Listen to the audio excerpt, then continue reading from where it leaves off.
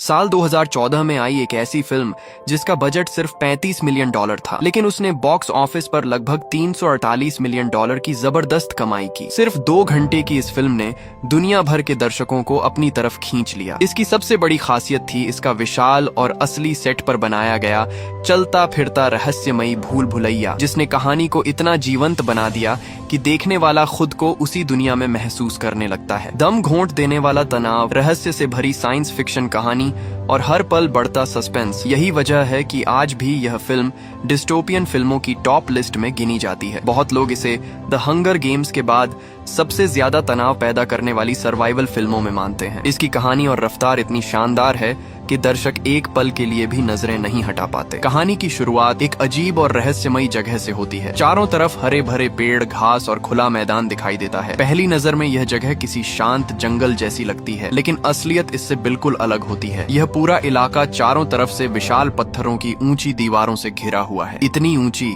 कि बाहर की दुनिया का कोई निशान तक नहीं दिखता। ऐसा लगता है जैसे यह जगह दुनिया से पूरी तरह काट दी गई हो। इसी जगह अचानक एक लोहे की लिफ्ट ऊपर आती है और उसके अंदर से एक लड़का बाहर निकलता है। उसका नाम थॉमस है। जैसे ही वह होश में आता है, वह घबराया हुआ चारों तरफ देखने लगता है। उसे कुछ समझ नहीं आता कि वह कहाँ है और यहाँ कैसे पहुंचा। तभी कई लड़के उसे घेर लेते हैं और उसे अजीब नजरों से देखने लगते हैं। कोई उसका मजाक उड़ाता है, कोई हंसता है और कोई उसे छेड़ता है। थॉमस डर और गुस्से में वहां से भागने की कोशिश करता है, लेकिन जल्दी ही गिर जाता है। जब वह संभलता है तब उसे एहसास होता है कि वह एक बंद जगह में फंसा हुआ है। सबसे डरावनी बात यह थी कि उसे अपनी पिछली जिंदगी की कोई याद नहीं थी। उसे सिर्फ अपना नाम याद था, थॉमस। उसके अलावा उसका दिमाग पूरी तरह खाली था। कुछ देर बाद उसकी मुलाकात उस जगह के लीडर एल्बी से होती है। एल्बी उसे बताता है कि यहाँ मौजूद हर लड़का उसी की तरह अपनी याददाश्त खो चुका है। किसी को नहीं पता कि वे कौन थे, कहाँ से आए या उन्हें यहाँ किसने भेजा। बस एक दिन अचानक वे इसी लिफ्ट के जरिए यहाँ पहुँचा दिए गए। एल्बी बताता है कि इस जगह को वे लोग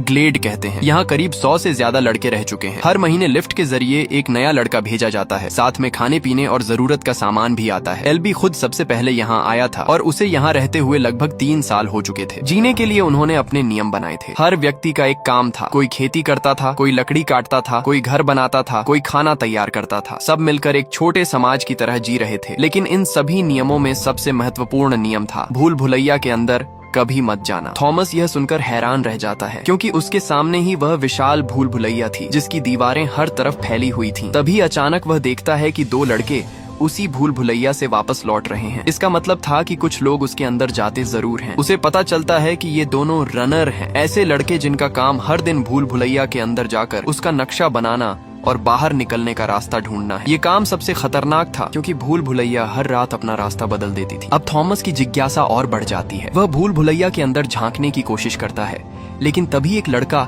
उसे जोर से धक्का देकर पीछे फेंक देता है। थॉमस को यह बात बहुत बुरी लगती है। उसे गुस्सा आता है कि सब लोग उससे सच छुपा रहे हैं। तभी अचानक एक जोरदार धमाका सुनाई देता है। सब लोग घबराकर भूल भुलैया की तरफ देखते हैं। वहाँ धूल उड़ रही होती है और ऐसा लगता है जैसे अंदर कोई विशाल और खतरनाक चीज घूम रही हो। कुछ ही देर बाद भूल भुलैया का विशाल दरवाजा धीरे धीरे बंद होने लगता है। अंदर का अंधेरा और सन्नाटा देखकर ही डर लगने लगता है। कोई नहीं जानता कि अगर कोई रात में उसके अंदर फंस जाए तो उसका क्या होगा। रात होते ही थॉमस को भूल भुलैया के अंदर से अजीब और डरावनी आवाजें सुनाई देती हैं। तभी न्यूट, जो एल्बी का दाहिना हाथ था, उसे बताता है कि भूल भुलैया हर रात बदलती है। उसकी दीवारें अपनी जगह बदल लेती हैं और रात के समय उसके अंदर भयानक राक्षस निकलते हैं। न्यूट कहता है कि आज तक कोई भी रात भर भूल भुलैया के अंदर जिंदा नहीं बचा। जिन्होंने उन राक्षसों को देखा वे कभी वापस नहीं लौटे। अगली सुबह एल्बी थॉमस को एक दीवार के पास ले जाता है। उस दीवार पर दर्जनों नाम लिखे होते हैं। कई नामों पर एक लाइन खींची हुई होती है। इसका मतलब था कि वे लोग अब मर चुके हैं। थॉमस भी अपना नाम उस दीवार पर लिख देता है, जैसे अब वह भी इस अजीब दुनिया का हिस्सा बन चुका हो। थोड़ी देर बाद एक अजीब घटना होती है। थॉमस घूमते हुए अचानक महसूस करता है कि कोई उसे घूर रहा है। वह पीछे मुड़कर देखता है तो वही रनर खड़ा होता है जो पिछली शाम भूल भुलैया से लौटा था, लेकिन उसकी हालत बेहद खराब थी। उसकी आंखें पूरी तरह काली पड़ चुकी थीं, चेहरा सफेद और डरावना हो गया था। अचानक वह पागलों की तरह थॉमस पर टूट पड़ता है और उसे जमीन पर गिरा देता है। वह उसका गला दबाने लगता है। थॉमस पूरी ताकत लगाकर खुद को छुड़ाता है और भागते हुए मदद के लिए चिल्लाता है। उसकी आवाज सुनकर बाकी बाकी लड़के दौड़कर आते हैं और उस रनर को पकड़ लेते हैं। जब वे उसकी शर्ट उठाकर देखते हैं तो उसके पेट पर एक गहरा और भयानक घाव दिखाई देता है। तब पता चलता है कि उसे भूल भुलैया के अंदर रहने वाले राक्षस ने काट लिया था। जिसे भी वह राक्षस काटता है वह धीरे धीरे अपना मानसिक संतुलन खो देता है। वह हिंसक, पागल और खतरनाक बन जाता है। आखिरकार वह इंसान नहीं रह जाता। बाकी लड़कों के पास कोई विकल्प नहीं था। अपनी सुरक्षा के लिए उन्हें उसे भूल भुलैया के अंदर वापस भेजना पड़ा। जैसे ही भूल भुलैया का दरवाजा बंद होने लगा, सबने मिलकर उसे अंदर धकेल दिया। वह रोता रहा, गिड़गिड़ाता रहा, लेकिन किसी ने उसकी बात नहीं सुनी। यह फैसला कठोर जरूर था, लेकिन जरूरी भी था, क्योंकि कोई भी अपने बीच एक पागल और खतरनाक इंसान को नहीं रखना चाहता था। तीसरे दिन एक और समस्या खड़ी हो गई। एक रनर के कम हो जाने की वजह से एलबी को खुद भूल भुलैया के अंदर जाना पड़ा। लेकिन उस दिन कुछ गड़बड़ हो गई। समय तेजी से बीत रहा था, सूरज डूबने वाला था और भूल भुलैया का दरवाजा बंद होने का समय करीब था। लेकिन एलबी और उसके साथ गया लड़का अभी तक वापस नहीं लौटे थे। सबके चेहरे पर चिंता साफ दिख रही थी। अगर वे समय पर वापस नहीं आए तो उनका बचना लगभग नामुमकिन था। तभी थॉमस के दिमाग में एक खतरनाक ख्याल आता है। वह सोचता है कि उसे अंदर जाकर उन्हें ढूंढना चाहिए, लेकिन बाकी सभी उसे रोक देते हैं, क्योंकि वह रनर नहीं था और भूल भुलैया में जाना सीधे मौत को बुलाने जैसा था। धीरे धीरे दरवाजा बंद होने लगता है। सबकी उम्मीद टूटने लगती है। तभी अचानक दूर से दो परछाइयां दिखाई देती हैं। लेकिन जब वे करीब आती हैं तो सब समझ जाते हैं कि कुछ गड़बड़ है, क्योंकि एलबी खुद चल नहीं रहा था। कोई दूसरा उसे घसीटता हुआ ला रहा था और उसके पीछे मौत तेजी से उनका पीछा कर रही थी। दूसरा रनर एलबी को अपनी पीठ पर उठाए किसी तरह भूल भुलैया के दरवाजे तक पहुंचा था। एलबी बेहोश था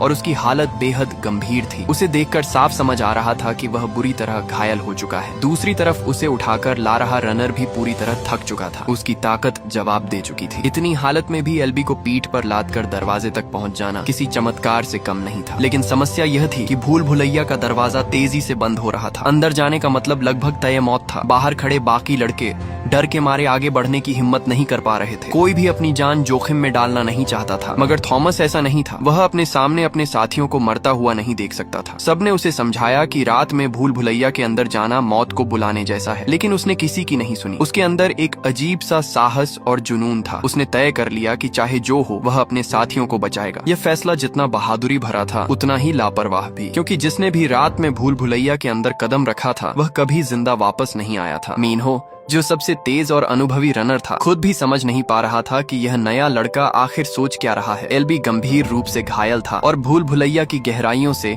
डरावनी चीखें और आवाजें सुनाई देने लगी थीं। रात तेजी से करीब आ रही थी। तभी थॉमस के दिमाग में एक योजना आती है। दोनों जल्दी जल्दी बेलों की मदद से एलबी को ऊपर दीवारों के बीच लटका देते हैं ताकि वह कुछ देर सुरक्षित रह सके। लेकिन तभी वह भयानक आवाज और करीब आने लगती है। कुछ ही सेकंड में सामने वह राक्षसी मशीन दिखाई देती है। एक विशालकाय डरावना जीव, आधा मशीन और आधा जैविक प्राणी, जिसकी शक्ल देखकर ही किसी की भी रूह कांप जाए। उसे देखकर मीनहो बुरी तरह घबरा जाता है। डर के मारे वह लगभग बिना सोचे थॉमस को वहीं छोड़कर भाग निकलता है। उसकी रफ्तार इतनी तेज थी कि साबित हो गया कि वह सच में सबसे अनुभवी रनर है। अब थॉमस अकेला था। वह एक कोने में छिपकर सांस रोक लेता है। कुछ देर बाद जब राक्षस आगे निकल जाता है तब वह बाहर आता है और एलबी को और मजबूती से बांध देता है ताकि वह नीचे न गिरे। लेकिन जैसे ही वह वहाँ से निकलता है, अचानक उसके कंधे पर एक बदबूदार चिपचिपा तरल गिरता है। वह ऊपर देखता है और राक्षस ठीक उसके ऊपर था। यह देखकर थॉमस बिना एक पल गंवाए भागना शुरू कर देता है। लेकिन भूल भुलैया का रास्ता उसे पता नहीं था। हर तरफ एक जैसे रास्ते, ऊंची दीवारें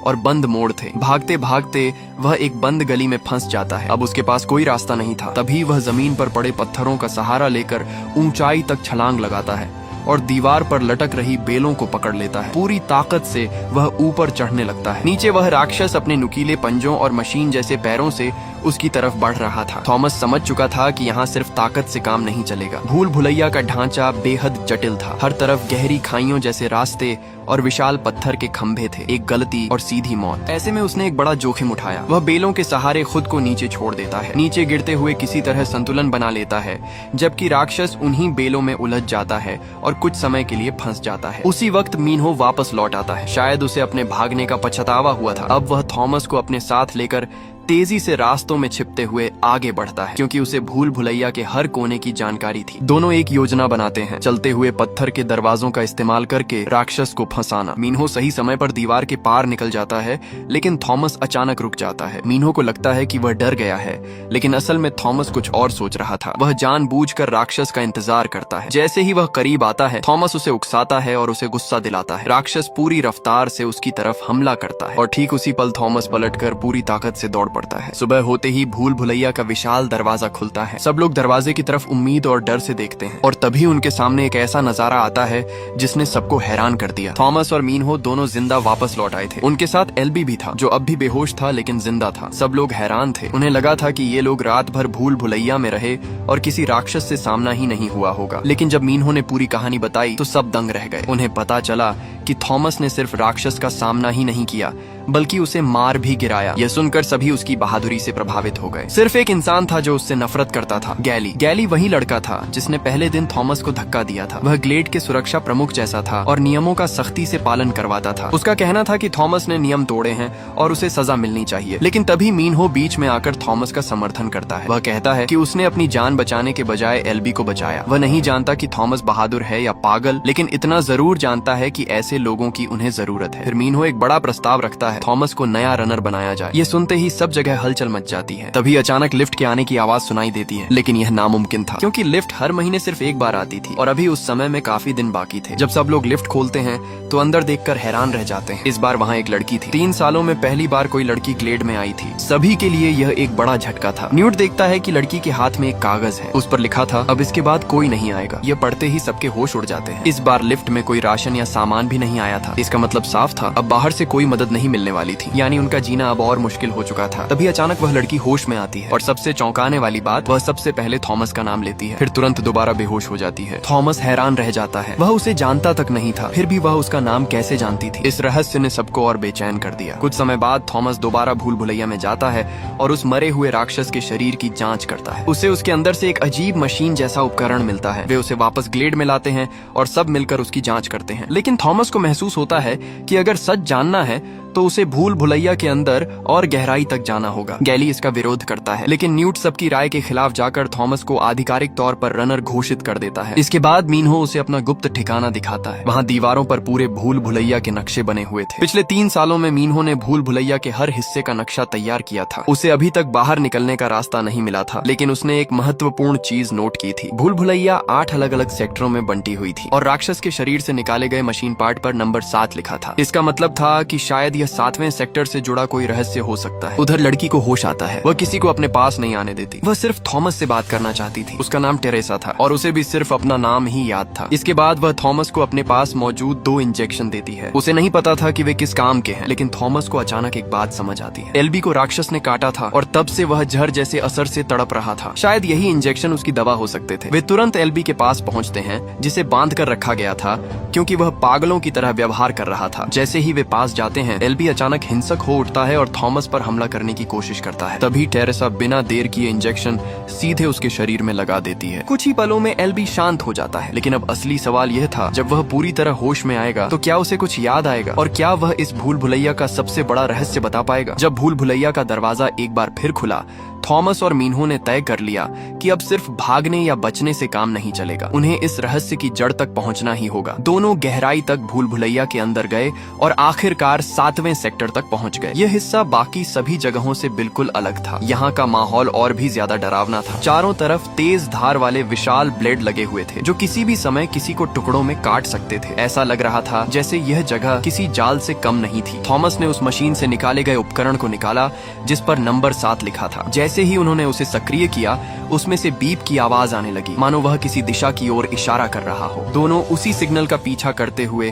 तंग और उलझे रास्तों में आगे बढ़ने लगे। कई मोड़ पार करने के बाद वे एक ऐसे विशाल दरवाजे तक पहुंचे जिसे मीनहो ने अपने 3 सालों में कभी नहीं देखा था। ये देखकर मीनहो खुद हैरान था। उसने भूल भुलैया का लगभग हर कोना छान मारा था, लेकिन यह जगह उससे भी छिपी हुई थी। डर और उम्मीद के बीच दोनों ने दरवाजा खोला और अंदर चले गए। अंदर पहुंचकर उन्हें लगा कि शायद यही बाहर निकलने का रास्ता होगा, लेकिन अंत में फिर वही पत्थर की बंद दीवार थी। पहले तो लगा कि वे फिर एक बंद रास्ते में फंस गए हैं, लेकिन तभी उन्हें समझ आया कि यह शायद उन राक्षसी मशीनों का अड्डा था। उसी वक्त अचानक अंधेरे से एक लाल लेजर निकलती है और दोनों के पूरे शरीर को स्कैन कर जाती है। इसके अगले ही पल तेज अलार्म बजने लगता है। अचानक दीवारों में लगे विशाल ब्लेड हरकत में आने लगते हैं। अब दोनों समझ चुके थे कि वे जाल में फंस चुके हैं। बिना 1 सेकंड गंवाए वे पूरी रफ्तार से भागने लगे, लेकिन बाहर निकलते ही उन्होंने देखा कि सिर्फ अंदर के ब्लेड ही नहीं बल्कि पूरे सेक्टर की दीवारें भी बंद होने लगी थी। विशाल पत्थर की दीवारें खिसक रही थीं और रास्ते एक एक करके बंद हो रहे थे। मीनहो आगे आगे रास्ता दिखा रहा था और थॉमस पीछे पीछे भाग रहा था। दोनों ब्लेडों के बीच बने छोटे छोटे खाली हिस्सों से निकलते जा रहे थे, लेकिन आखिरी ब्लेड तक पहुंचते पहुंचते थॉमस की टाइमिंग बिगड़ गई। ब्लेड तेजी से बंद हो रहे थे। अगर 1 सेकंड की भी देरी होती तो उसका शरीर वहीं कट जाता। थॉमस पूरी ताकत से दौड़ा और किसी तरह ब्लेड के किनारे से निकल गया। जैसे ही वह बाहर निकला, पूरा 7वां सेक्टर पूरी तरह सील हो गया। जमीन कांप रही थी, भारी दरवाजे गिर रहे थे और पूरा ढांचा हिल रहा था, लेकिन दोनों किसी तरह जान बचाकर ग्लेड वापस लौट आए। उधर एलबी भी होश में आ चुका था, लेकिन इस बार वह पहले जैसा नहीं था। उसका चेहरा बुझा हुआ था, आंखों में डर और निराशा थी। उसने बताया कि इंजेक्शन लगने के बाद उसकी पुरानी यादें वापस आ गई हैं और अब उसे सच पता चल चुका है। उसका कहना था कि यहाँ से कोई नहीं निकल सकता, कोई भी नहीं। थॉमस कुछ पूछ पाता उससे पहले बाहर अचानक हलचल शुरू हो जाती है। जब सब बाहर निकल कर देखते हैं तो उनके पैरों तले जमीन खिसक जाती है। रात हो चुकी थी, लेकिन भूल भुलैया के दरवाजे बंद नहीं हुए थे। इतना ही नहीं, बाकी सभी रास्ते भी खुले हुए थे। इसका सिर्फ एक मतलब था, भूल भुलैया के सारे राक्षस अब बाहर आने वाले थे। और कुछ ही सेकंड में वही हुआ। राक्षसों ने ग्लेड पर हमला कर दिया। पूरा मैदान चीखों से भर गया। हर तरफ भगदड़ मच गई। लोग जान बचाकर भाग रहे थे। कई लड़के भागते भागते मारे गए, कुछ को वहीं घसीट लिया गया। पूरा ग्लेड नरक बन चुका था। कुछ लोग भागकर एक झोपड़ी में छिपते हैं, लेकिन राक्षस छत तोड़कर अंदर घुस जाता है। अपने आखिरी पलों में एलबी थॉमस से कहता है कि चाहे कुछ भी हो जाए, उसे सबको यहाँ से बाहर निकालना होगा। और अगले ही पल राक्षस उसे उठाकर ले जाता है। एलबी की मौत सबको अंदर तक तोड़ देती है। सुबह तक राक्षस अचानक गायब हो जाते हैं, लेकिन पीछे सिर्फ लाशें, खून और टूटे हुए लोग बचते हैं। अब बाहरी खतरे से ज्यादा अंदर का संघर्ष शुरू होता है। गैली सबके सामने थॉमस पर आरोप लगाता है। उसका कहना था कि जब तक थॉमस नहीं आया था, सब कुछ नियंत्रण में था। वे नियम मानते थे और बदले में राक्षस उन्हें छोड़ देते थे। लेकिन थॉमस के आने के बाद सब बिगड़ गया। अब लोग मर रहे थे। ग्लेड तबाही में बदल चुका था। थॉमस खुद को इसका जिम्मेदार मानने लगता है। उसे एलबी की बात याद आती है कि सच्चाई याद आने के बाद सब बदल जाता है। तब थॉमस एक खतरनाक फैसला करता है। वह खुद को उसी राक्षस के जड़ से संक्रमित करता है। वह उसके छोड़े गए डंक को उठाता है और सीधे अपनी जांघ में घोंप देता है। कुछ समय बाद जब वह होश में आता है तो उसकी यादें लौटने लगती हैं और सच्चाई सामने आती है। थॉमस और टेरेसा कभी इस भूल भुलैया के कैदी नहीं थे। वे खुद इस पूरे प्रोजेक्ट का हिस्सा थे। उन्हीं लोगों ने इस भूल भुलैया को डिजाइन करने में मदद की थी। वह खुद को लैब में देखता है, जहाँ वह और टेरेसा मिलकर इस प्रयोग की योजना बना रहे थे। वे बच्चों को भूल भुलैया में डालकर उनके व्यवहार का अध्ययन कर रहे थे। ये कोई साधारण जेल नहीं थी, यह एक प्रयोग था। लेकिन धीरे धीरे दोनों को एहसास हुआ कि यह गलत है। उनका ज़मीर जाग गया। उन्होंने इसका विरोध किया और सज्जा के तौर पर उन्हें भी बाकी बच्चों के साथ भूल भुलैया में डाल दिया गया। यह सच जानकर थॉमस अंदर से टूट जाता है। उसे अपराध बोध सताने लगता है, लेकिन न्यूट उसे संभालता है और कहता है कि अब पछतावे का नहीं, बाहर निकलने का समय है। थॉमस तय करता है कि अब वह सबको लेकर बाहर निकलेगा, लेकिन तब तक ग्लेड में सत्ता बदल चुकी थी। गैली अब नया नेता बन चुका था। उसने थॉमस और टेरेसा को पकड़वा लिया। पुराने नियमों के हिसाब से उन्हें सिर्फ बाहर निकालना था, लेकिन गैली ने नियम बदल दिए। वह उन्हें मारकर भूल भुलैया को बलि देना चाहता था, लेकिन थॉमस पहले से तैयार था। सही समय पर उसने हमला किया। न्यूट, मीनहो और बाकी कुछ लड़के भी उसके साथ खड़े हो गए। मिलकर उन्होंने गैली को काबू कर लिया। अब थॉमस ने सबको एक आखिरी मौका दिया, या तो यहीं रहो या उसके साथ चलो और आजादी के लिए लड़ो। कुछ लड़के डर चुके थे, उन्होंने यहीं रुकने का फैसला किया, लेकिन कुछ ने थॉमस पर भरोसा किया और उसके साथ जाने का फैसला किया। थॉमस उन लोगों को छोड़कर आगे बढ़ गया। वे सभी सीधे 7वें सेक्टर की ओर पहुंचे। जैसा अंदेशा था, वहाँ एक नया राक्षस उनका इंतजार कर रहा था। इस बार वह पहले से भी ज्यादा खतरनाक था। एक विशाल मकड़ी जैसी मशीन, जिसके पैर धातु के थे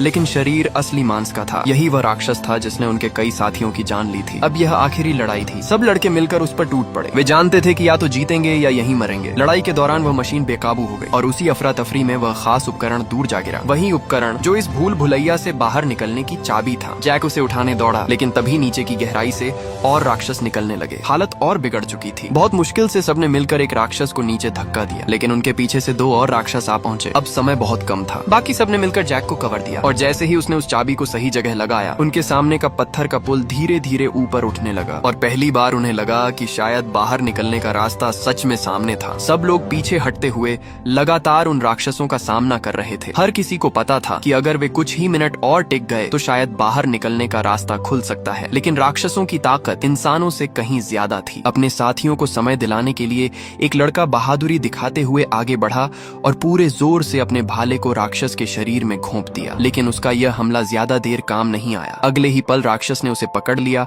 और हवा में उठाकर सीधे नीचे गहरी खाई में फेंक दिया। उसकी मौत ने सबको हिला दिया, लेकिन अब रुकने का समय नहीं था। तभी सामने का लॉकिंग सिस्टम सक्रिय हो गया। बाहर निकलने वाले रास्ते पर एक हाईटेक गोलाकार पासवर्ड लॉक चमकने लगा। ये कोई साधारण दरवाजा नहीं था। इसे खोलने के लिए सही कोड चाहिए था। थॉमस को अचानक समझ आया कि भूल भुलैया की दीवारों के बदलने का क्रम ही असली पासवर्ड है, लेकिन पूरा क्रम सिर्फ एक साथी को याद था। वह जल्दी जल्दी पासवर्ड बोलना शुरू करता है 1 2 3 4। लेकिन इससे पहले कि वह पूरा कोड बता पाता, अचानक एक राक्षस ऊपर से कूदकर उसके ऊपर गिर पड़ता है और उसे दबा देता है। सब लोग घबरा जाते हैं। उसे बचाने के लिए एक और साथी आगे आता है और पूरी ताकत से अपने भाले को राक्षस के सिर में घुसा देता है। राक्षस तो मर जाता है, लेकिन उस लड़के की भी जान चली जाती है। अब हालात और ज्यादा गंभीर हो चुके थे। थॉमस जल्दी जल्दी अपने दिमाग पर जोर डालता है और भूल भुलैया के पैटर्न को याद करने लगता है। तभी उसे समझ आता है कि दीवारों के बदलने का क्रम ही पासवर्ड था। वह तुरंत कोड डालता है और अगले ही पल पत्थर की दीवारें तेजी से बंद होने लगती हैं। राक्षस बाहर ही रह जाते हैं। दूसरी तरफ का दरवाजा अपने आप खुल जाता है। यह उनके लिए पहली बार था जब वे भूल भुलैया के असली अंदरूनी हिस्से में पहुंचे थे। उनकी यादें मिटा दी गई थीं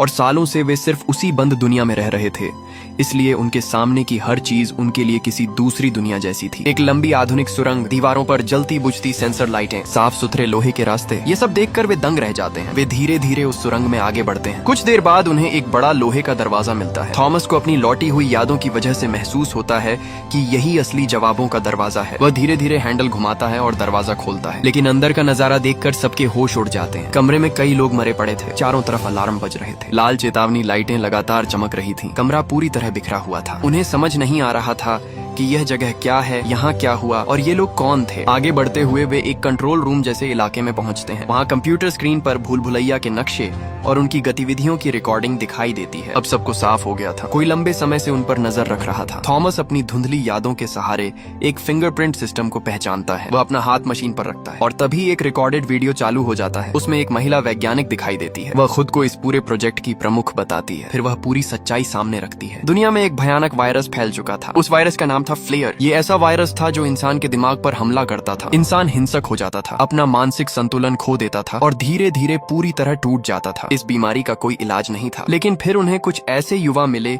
जिन पर इस वायरस का असर नहीं होता था, यानी वे इम्यून थे। और यही उम्मीद की आखिरी किरण थी। वैज्ञानिकों का मानना था कि इन युवाओं के दिमाग में इलाज का रहस्य छिपा है, लेकिन इसे जानने के लिए उन्हें कठोर परीक्षणों से गुजरना जरूरी था। इसीलिए इन बच्चों को भूल भुलैया में डाला गया। डर, तनाव, संघर्ष और जीवित रहने की इच्छा, इन सब परिस्थितियों में उनके दिमाग की प्रतिक्रियाएं रिकॉर्ड की जा रही थीं। यही पूरा प्रयोग था। लेकिन इससे भी ज्यादा चौंकाने वाली बात यह थी कि बाहर की दुनिया भूल भुलैया से भी ज्यादा खतरनाक हो चुकी थी। वीडियो में बताया जाता है कि कुछ विद्रोही लोग इस रिसर्च के खिलाफ थे। उन्होंने लैब पर हमला कर दिया और लगभग सभी वैज्ञानिकों को मार डाला। इसी वजह से यह जगह उजड़ गई। वीडियो खत्म होते ही सबके सामने सच था। वे कैदी नहीं थे, वे प्रयोग के नमूने थे। थॉमस उस महिला वैज्ञानिक की लाश को देखने आगे बढ़ता है, लेकिन तभी अचानक एक और दरवाजा खुलता है। सबको लगता है कि शायद अब सब खत्म हो गया है, अब वे सच में आजाद हैं। लेकिन तभी एक और झटका मिलता है। गैली वापस आ जाता है, वही गैली जो पीछे ग्लेड में रह गया था। सब उसे देखकर हैरान रह जाते हैं। वह धीरे धीरे आगे बढ़ता है और जमीन पर पड़ी हाईटेक बंदूक उठा लेता है। अब सवाल था, उसे यह सब कैसे पता? फिर समझ आता है कि गैली पर भी राक्षस ने हमला किया था और अगर कोई उस जहर से बच जाए तो उसकी कुछ यादें वापस आ सकती हैं। यानी गैली की भी यादें लौट चुकी थीं। वह अब पूरी तरह थॉमस के खिलाफ था। वह बंदूक उठाकर थॉमस पर निशाना साधता है, लेकिन इससे पहले कि वह गोली चला पाता,